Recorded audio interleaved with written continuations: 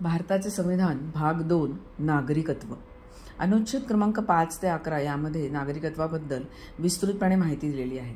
अनुच्छेद क्रमांक 5 सांगतो की भारताचे नागरिक तुम्ही कुठल्या पद्धतीने बनू शकता।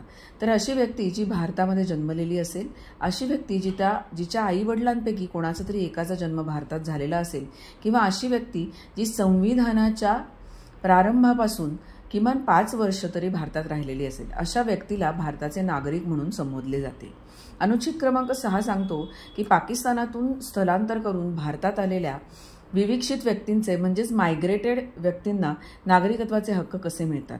तर अशी व्यक्ती जी 19 जुलै 1948 पूर्वी भारतात स्थलांतरित झालेली असेल किंवा भारतात राहत असेल, किंवा अशी व्यक्ती ती किंवा तिचे आई वडिलांपैकी एक किंवा आजी आजोबांपैकी कोणीतरी एक अशा व्यक्तीचा भारतामध्ये जन्म झालेला असेल, किंवा अशी व्यक्ती की जी 19 जुलै 1948 दिवशी किंवा त्यानंतर भारतामध्ये स्थलांतरित होण्यासाठी अशा व्यक्तीने अर्ज केलेला असेल, परंतु अर्जापासून किमान 6 महिने तरी ती भारताच्या राज्यक्षेत्रात राहत असेल, अशा व्यक्तीला, मग ती व्यक्ती पाकिस्तानातून स्थलांतरित झालेली असू देत, अशा व्यक्तीला भारताचे नागरिकत्व मिळते।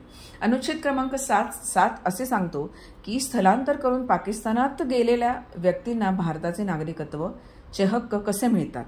तर 1 मार्च 1947 नंतर भारतातून स्थलांतर करून सध्या पाकिस्तानात समाविष्ट असलेल्या भागामध्ये अशी व्यक्ती गेलेली असेल, तर अशा व्यक्तीला भारताचे नागरिकत्व किंवा भारताचे नागरिक मानले जाणार नाही। परंतु अशी व्यक्ती की जी पुन्हा स्थायिक होण्यासाठी, पुन्हा कायमचे परत येण्यासाठी 19 जुलै 1948 या दिवसांनंतर स्थलांतरित करून भारताच्या राज्यक्षेत्रात, भारताच्या भागामध्ये स्थायिक झालेली असेल, तर अशा व्यक्तीला नागरिकत्व देण्यात येईल।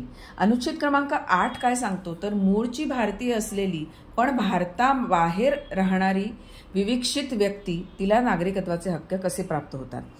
तर आधीच्या अनुच्छेदांप्रमाणे नागरिकत्वाचा हक्क मिळत असला तरी सुद्धा कोणत्याही देशात सामान्यतः अशी व्यक्ती राहत असेल, किंवा त्या काळी ज्या देशात ती राहत असेल आणि त्या देशातल्या भारताच्या राजनैतिक किंवा ज्याला आपण म्हणतो वाणिज्य प्रतिनिधीकडे, डोमिनियन ऑफ इंडियाकडे, सरकारकडे, किंवा भारत सरकारने विहित केलेल्या नमुन्याप्रमाणे अर्ज केलेला असेल नागरिकत्वासाठी, तर अशा व्यक्तीला भारताची नागरिक म्हणून नोंदणी तिने केली तर तिला भारताचे नागरिकत्व देता येईल।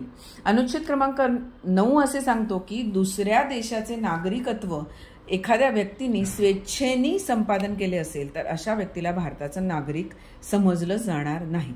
अनुच्छेद क्रमांक 10 असे सांगतो की आपण जोपर्यंत आहोत, संसद जोपर्यंत आहे, कायद्यात जोपर्यंत, तरतुदींमध्ये जोपर्यंत बदल होत नाही, तोपर्यंत प्रत्येक भारतीय नागरिकाला भारताचे नागरिकत्वाचे हक्क अवलंबता येतील।